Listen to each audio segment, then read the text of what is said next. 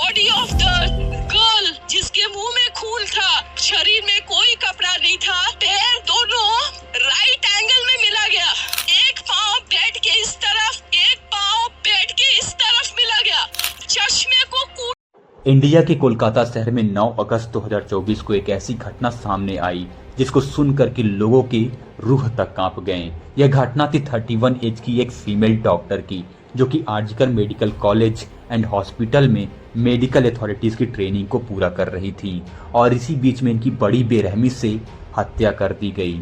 Hospital जैसे सुरक्षित जगह पे एक फीमेल डॉक्टर की हत्या हो जाना बहुत ही शर्मनाक बात थी। आगे जब डेथ बॉडी का पोस्टमार्टम किया गया तब जाके पता चला कि इनकी मौत का कारण गला घोटने से हुई थी। यह घात इतनी तेजी से किया गया था कि इनके गले का थायराइड कार्टिलेज पूरी तरह से टूट चुका था। इन्होंने अपने आप को बचाने का भी बहुत प्रयास किया था लेकिन असफल रही, जिसका सबूत है इनके शरीर पर पड़े जख्म। पोस्टमार्टम के अनुसार उनका गला घोटने के अलावा उनके प्राइवेट पार्ट पे भी काफी जख्म पाए गए थे। कितना दर्द हुआ होगा उस फीमेल डॉक्टर को, ये दर्द आप और मैं बयां भी नहीं कर सकते। यह एक मर्डर नहीं है बल्कि एक खौफनाक और शर्मनाक बात भी है। दोस्तों, ये घटना किसी और के साथ ना हो, इसलिए इस एक्सीडेंट के बारे में जानना हमारे लिए बहुत जरूरी है। हॉस्पिटल परिसर में ऐसा क्या हुआ जिसका कानों कान किसी को खबर तक नहीं हुआ? उस रात ऐसा क्या हुआ था जिसको सुनने के बाद आपका आक्रोश और भी बढ़ जाएगा? तो दोस्तों, इस एक्सीडेंट के बारे में बारीकी से जानते हैं इस वीडियो के अंत तक। दोस्तों, इन डॉक्टर को मैं फीमेल डॉक्टर कह के रिप्रेजेंट करने वाला हूं, तो बिल्कुल भी कंफ्यूज मत होना। तो कोलकाता के आरजीकर मेडिकल कॉलेज में ये अपने डॉक्टरी की ट्रेनिंग पूरा करती हैं। 8 अगस्त 2024 को हर बार की तरह इनकी नाइट शिफ्ट होती है और ये अपना काम कर रही होती हैं। 11 बजे इनकी माँ का कॉल आता है। आप सब तो जानते ही हैं कि हर माँ अपने बच्चे की चिंता करती हैं।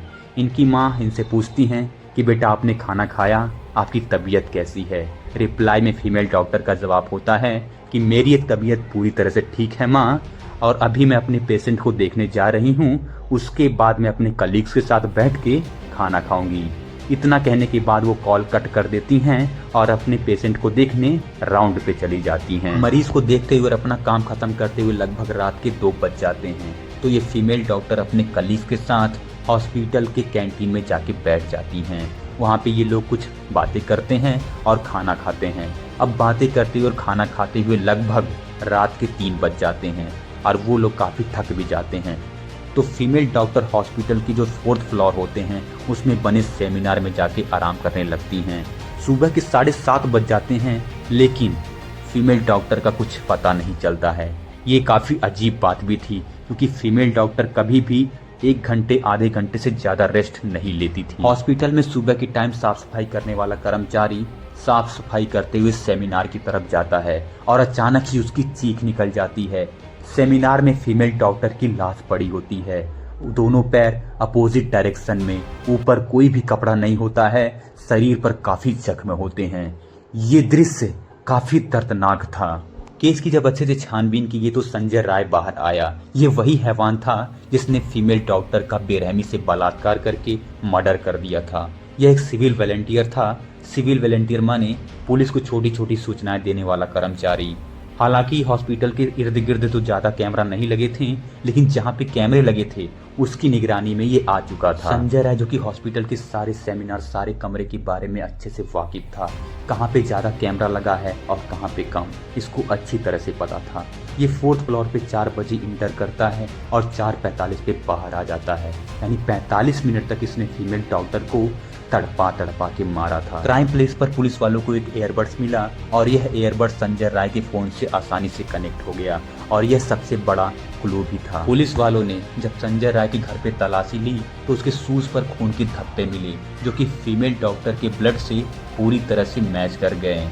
क्राइम करते हुए जब संजय राय ने जो कपड़े पहने थे उसको भी उसने धुल करके सूखने के लिए डाल दिया था ताकि उस पर लगे खून को वो मिटा सके, लेकिन वह अपने काम में कामयाब नहीं हो पाया और पकड़ा गया। अब दोस्तों, हमें बस इतना कामना करना है कि उस फीमेल डॉक्टर को पूरी तरह से इंसाफ मिले और ऐसी दिल दहला देने वाली घटना किसी और के साथ कभी ना हो, यही प्रार्थना करें।